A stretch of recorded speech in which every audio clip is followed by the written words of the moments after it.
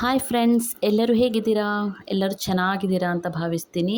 ಇವತ್ತು ನಾನು ನಿಮ್ಮ ಜೊತೆ ಒಂದು ಈಸಿಯಾಗಿರುವಂಥ ಸ್ನ್ಯಾಕ್ ರೆಸಿಪಿಯನ್ನು ಶೇರ್ ಮಾಡೋದಕ್ಕೆ ಬಂದಿದ್ದೀನಿ. ಬನ್ನಿ ಫ್ರೆಂಡ್ಸ್, ಹೇಗೆ ಮಾಡೋದು ಅಂತ ನೋಡೋಣ. ಇಲ್ಲಿ ನೋಡಿ, ನಾನಿವಾಗ ಇಲ್ಲಿ ಒಂದು ಕ್ಯಾಬೇಜನ್ನು ತೊಗೊಂಡಿದ್ದೀನಿ. ಇದನ್ನು ನಾನಿವಾಗ ಅರ್ಧ ಮಾತ್ರ ಯೂಸ್ ಮಾಡ್ಕೊತಾ ಇದ್ದೀನಿ. ಇದನ್ನು ಇವಾಗ ನಾನು ಈ ಥರ ಚಿಕ್ಕದಾಗಿ ಕಟ್ ಮಾಡ್ಕೊಂಡಿದ್ದೀನಿ. ಎಷ್ಟು ಚಿಕ್ಕದಾಗಿ ಕಟ್ ಮಾಡೋಕ್ಕಾಗುತ್ತೋ ಅಷ್ಟು ಚೆನ್ನಾಗಿ ಕಟ್ ಮಾಡ್ಕೋಬೇಕಾಗುತ್ತೆ. ಇವಾಗ ಇದಕ್ಕೆ ನಾನಿವಾಗ ಶುಂಠಿ ಬೆಳ್ಳುಳ್ಳಿ ಪೇಸ್ಟನ್ನು 1 ಸ್ಪೂನ್ ಹಾಕ್ತಾಯಿದ್ದೀನಿ. ನೆಕ್ಸ್ಟು ಸ್ವಲ್ಪ ಅರಿಶಿನ, ನೆಕ್ಸ್ಟು 1 ಸ್ಪೂನ್ ಜೀರಿಗೆಯನ್ನು ಹಾಕ್ತಾಯಿದ್ದೀನಿ. ನೆಕ್ಸ್ಟು ಒಂದು ಸ್ವಲ್ಪ ಅಜ್ವಾನವನ್ನು ಹಾಕ್ತಿದ್ದೀನಿ. ನೆಕ್ಸ್ಟ್ ಇದಕ್ಕೆ ಸ್ವಲ್ಪ ಖಾರದ ಪುಡಿಯನ್ನು 1 ಸ್ಪೂನ್ ಖಾರದ ಪುಡಿಯನ್ನು ಹಾಕ್ತಿದ್ದೀನಿ. ನೆಕ್ಸ್ಟ್ ಸ್ವಲ್ಪ ಕೊತ್ತಂಬರಿಯನ್ನು ಕಟ್ ಮಾಡಿ ಹಾಕಿದ್ದೀನಿ. ಇವಾಗ ಇದಕ್ಕೆ ನಾನು ಒಂದು 3/4 ಕಪ್ಪಷ್ಟು ಅಕ್ಕಿ ಹಿಟ್ಟನ್ನು, ನೆಕ್ಸ್ಟು ಒಂದು ಅರ್ಧ ಕಪ್ ಕಡಲೆ ಹಿಟ್ಟನ್ನು ಯೂಸ್ ಮಾಡಿದ್ದೀನಿ. ರುಚಿಗೆ ತಕ್ಕಷ್ಟು ಉಪ್ಪನ್ನು ಹಾಕಿ ಇದನ್ನು ನೀರನ್ನು ಹಾಕದೆ ಇದನ್ನು ಚೆನ್ನಾಗಿ ಕೈಯಲ್ಲಿ ಮಿಕ್ಸ್ ಮಾಡ್ಕೋಬೇಕಾಗುತ್ತೆ. ಇದು ತಾನಾಗೆ ನೀರು ಬಿಡುತ್ತೆ ಕ್ಯಾಬೇಜು. ಸೊ ಇದಕ್ಕೆ ಯಾವುದೇ ನೀರನ್ನು ಹಾಕಬಾರ್ದು. ಸೊ ಅದನ್ನು ಚೆನ್ನಾಗಿ ನೀವು ಇದನ್ನೆಲ್ಲ ಮಿಕ್ಸ್ ಮಾಡ್ಕೋತಾ ಹೋದಾಗೆ ಅದು ಚೆನ್ನಾಗಿ ನೀರು ಬಿಡುತ್ತೆ. ನೋಡಿ, ಇವಾಗ ನಾನು ಚೆನ್ನಾಗಿ ಕಲಿಸ್ಕೋತಾ ಇದ್ದೀನಿ. ಇದೇ ಥರ ನೀವು ಚೆನ್ನಾಗಿ ಕಲಿಸ್ಕೊಳ್ಳಿ. ಇವಾಗ ನೋಡಿ, ಈ ಥರ ಆಗುತ್ತೆ. ಈ ಥರ ನಿಮಗೆ ಈಸಿಯಾಗಿ ವಡೆ ಮಾಡೋ ಥರ ಆಗುತ್ತೆ, ಹದಕ್ಕೆ ಬರುತ್ತೆ.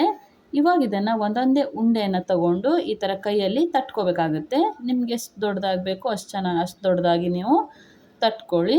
ನೋಡಿ, ಈ ಥರ ನೋಡಿ, ನಾನಿವಾಗ ಇದೇ ಥರ ಎಲ್ಲದನ್ನು ಮಾಡ್ಕೋತಾ ಇದ್ದೀನಿ. ಎಷ್ಟು ಚೆನ್ನಾಗಿ ಬರುತ್ತೆ ಅಂತ ಹೇಳಿ. ನೋಡಿ ಫ್ರೆಂಡ್ಸ್, ನಾನಿವಾಗ ಇದೇ ಥರ ಎಲ್ಲದನ್ನು ಮಾಡ್ಕೋತಾ ಇದ್ದೀನಿ. ಈಸಿ ಆಗುತ್ತೆ, ಟೇಸ್ಟ್ ಕೂಡ ತುಂಬ ಚೆನ್ನಾಗಿರುತ್ತೆ ಫ್ರೆಂಡ್ಸ್. ಇವಾಗ ಮಕ್ಕಳು ಮನೇಲಿ ಇರ್ತಾರೆ, ಪ್ರತಿದಿನ ಏನಾದರೂ ತಿಂಡಿ ಕೇಳ್ತಿರ್ತಾರೆ.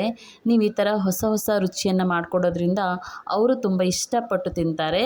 ಸೊ ಇವಾಗ ನಾನೆಲ್ಲ ಮಾಡ್ಕೊಂಡಿದ್ದು ರೆಡಿ ಆಗಿದೆ. ಇವಾಗ ಎಣ್ಣೆಯನ್ನು ಕಾಯೋದಕ್ಕೆ ಇಟ್ಟಿದ್ದೆ, ಎಣ್ಣೆ ಕಾದಿದೆ. ಸೊ ಇವಾಗ ನಾನು ಒಂದೊಂದಾಗಿ ಎಲ್ಲದನ್ನು ಬಿಡ್ತಿದ್ದೀನಿ.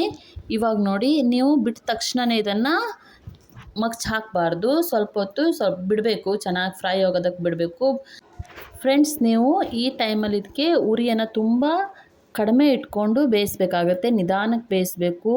ಉರಿಯನ್ನು ಜಾಸ್ತಿ ಇಟ್ಕೊಂಡು ಬೇಯಿಸಿದ್ರೆ ಕತ್ತು ಹೋಗಿಬಿಡುತ್ತೆ, ಕಪ್ಪಾಗೋ ಚಾನ್ಸ್ ಇರುತ್ತೆ. ಸೊ ಕಡಿಮೆ ಉರಿಯಲ್ಲಿ ಇದನ್ನು ನಿಧಾನಕ್ಕೆ ಬೇಯಿಸಬೇಕು. ಪ್ರತಿದಿನ ಏನು ಸ್ನ್ಯಾಕ್ಸ್ ಮಾಡೋದು ಅಂತ ಯೋಚನೆ ಮಾಡ್ತಿದ್ರೆ ಇದನ್ನು ಒಂದು ಸಲ ನೀವು ಖಂಡಿತ ಟ್ರೈ ಮಾಡಿ ಫ್ರೆಂಡ್ಸ್. ನಿಜವಾಗ್ಲೂ ನಿಮಗೆ ಇದು ತುಂಬ ಇಷ್ಟ ಆಗುತ್ತೆ. ಮನೆ ಮಂದಿ ಎಲ್ಲ ತುಂಬ ಇಷ್ಟಪಟ್ಟು ತಿಂತಾರೆ. ಇಲ್ಲಿ ನೋಡಿ ಫ್ರೆಂಡ್ಸ್, ಇವಾಗಿದು ರೆಡಿ ಆಗಿದೆ, ಕಂದು ಬಣ್ಣ ಬಂದಿದೆ.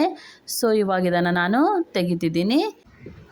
ಇದೇ ಥರ ಇವಾಗ ನಾನು ಎಲ್ಲದನ್ನು ರೆಡಿ ಮಾಡ್ಕೊಂಡಿದ್ದೀನಿ. ಸಂಜೆ ಟೈಮ್ ನಿಮಗೆ ಟೀ ಜೊತೆ ಇದು ತುಂಬ ಚೆನ್ನಾಗಿರುತ್ತೆ. ಇಲ್ಲಿ ನೋಡಿ ಫ್ರೆಂಡ್ಸ್, ಇವಾಗ ಇದೆಲ್ಲ ರೆಡಿಯಾಗಿದೆ. ಸೊ ನೋಡಿ, ಇವಾಗ ಇದನ್ನು ನಾನು ನಿಮಗೆ ಓಪನ್ ಮಾಡಿ ನಿಮ್ಮ ಎದುರುಗಡೆ ತೋರಿಸ್ತಿದ್ದೀನಿ ಎಷ್ಟು ಚೆನ್ನಾಗಿ ಬಂದಿದೆ ಅಂತ ಹೇಳಿ.